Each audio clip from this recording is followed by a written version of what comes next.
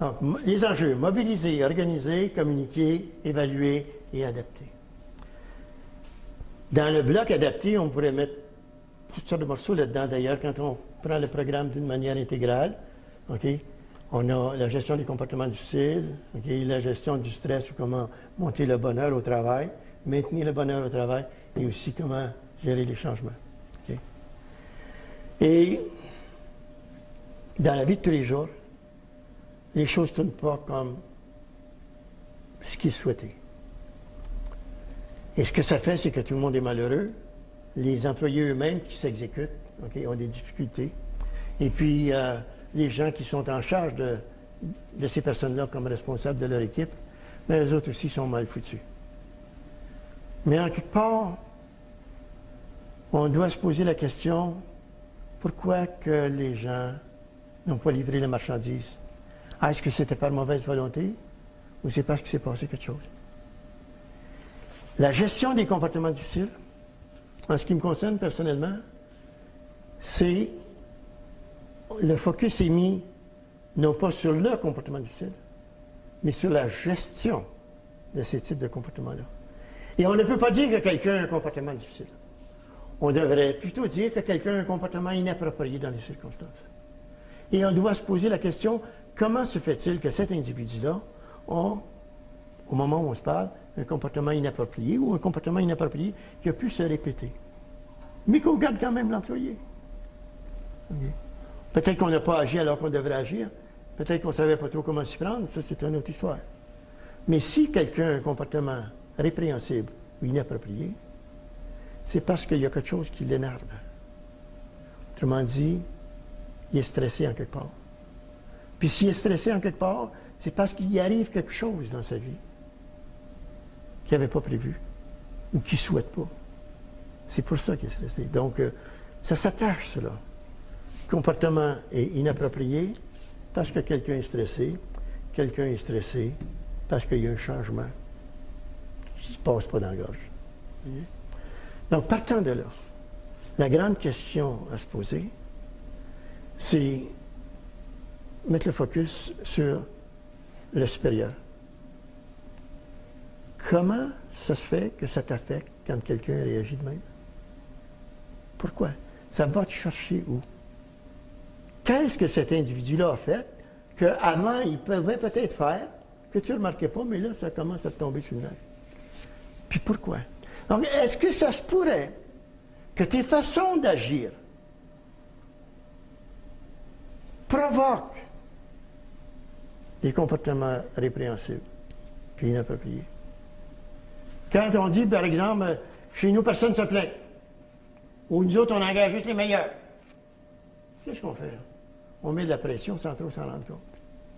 Donc, on doit se questionner sur nos façons de s'exprimer, dans quelle mesure ils peuvent être génératrices, nos façons de s'exprimer, génératrices de comportements inappropriés ou de conduite répréhensible. Hein?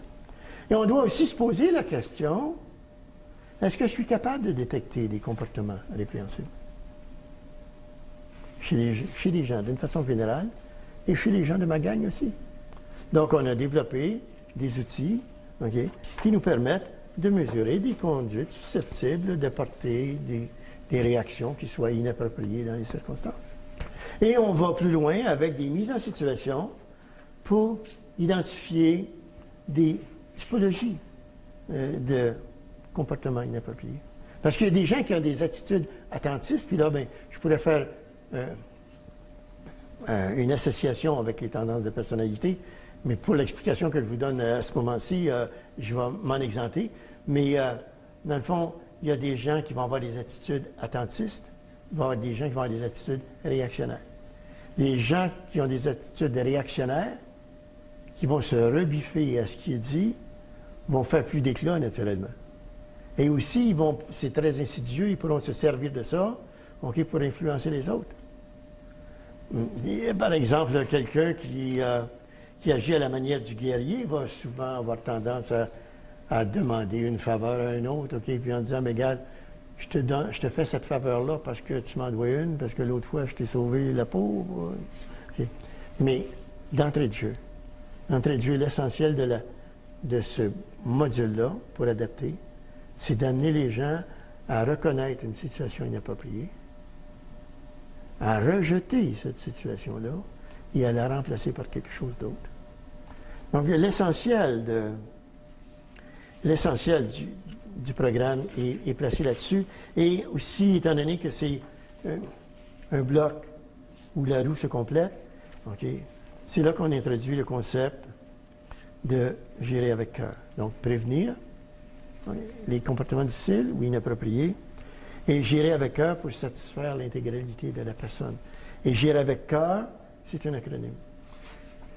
COEUR, OK, avec un point entre chacun, c'est un acronyme pour référer aux 5 éléments suivants. Le premier, c'est, ça pourrait s'exprimer de la manière de l'employé qui dit à son supérieur, patron, crois en moi. Crois en moi. Tu m'as choisi parmi plusieurs. Tu m'as donné le salaire. Tu m'as dit que j'étais le meilleur. Donc, à ce moment-là, quand je vais te dire quelque chose, pourrais-tu me croire? Au lieu d'avoir l'attitude de douter de moi. Le deuxième, c'est, je vais avoir des difficultés à scorer dans les buts si je ne sais pas à quoi on joue. Si je ne connais pas les règles pour faire des points. On joue-tu au soccer, au baseball, au football? Dis-moi-les, au hockey. Les règles ne sont pas les mêmes. Elles ne sont pas les mêmes pour scorer dans les buts. Elles ne sont pas les mêmes pour les hors-jeux. Elles ne sont pas les mêmes pour les pénalités. J'ai besoin de savoir. Oriente mes efforts. Le troisième, bien, des fois, je pourrais peut-être avoir des bonnes idées. Puis là, il faut que je vous raconte une histoire par rapport à celle-là. OK. C'est un individu sur une ligne de montage qui avait le clapet bien pendu. Tu comprends-tu? Puis il parlait. Il y a une erreur qui se produit, il y a un gaspillage, OK, d'une partie de la production sur la chaîne de montage. Le lendemain, le patron faisant sa tournée passe devant cet individu-là en question dont je vous parle, et l'individu l'interpelle, puis il dit « Boss, que tu veux dire? » Puis là, le boss, un peu toujours pressé, dit « Non, j'ai pas le temps, OK, je reviendrai un autre tantôt, OK, tu as d'ouvrage à faire, puis moi aussi. Puis je sais, tu es toujours en train de te plaindre, puis de dire que c'est pas de ta faute. » Puis là, il continue son chemin. Après lui avoir dit ça, là, l'employé, après avoir entendu ces commentaires-là, et d'autres autour de lui ont entendu ces commentaires-là, de dire à un de ses collègues, il dit là, il s'est vraiment gouré, le bonhomme. Il dit, c'est parce que j'avais trouvé la solution. OK, au bris qui avait été hier. C'est dans le système de réfrigération. Donc, s'il avait écouté ce que je voulais lui dire, à ce moment-là, c'est le plus avancé qu'on est là. Mais tu vois, il y avait déjà ses préjugés. Donc, écoute ce que j'ai à dire. Le U pour utilise mon potentiel, boss. Fais-moi pas faire des niaiseries au prix que tu me payes. Okay. Est-ce que tu utilises mes talents? Et surtout, le petit dernier, reconnais ma contribution. Crois en moi, oriente mes efforts, écoute ce que j'ai à dire, utilise mon potentiel, reconnais ma contribution. Reconnaître la contribution, c'est pas juste souligner les mauvais coups, c'est aussi souligner les bons coups. C'est pour ça qu'on se promène souvent avec une image d'un pot avec une fleur. Si on donne un pot à quelqu'un, il y a de la place pour mettre une fleur dedans. Et puis, il faut que je termine en vous racontant une petite histoire, une autre, la dernière. Okay?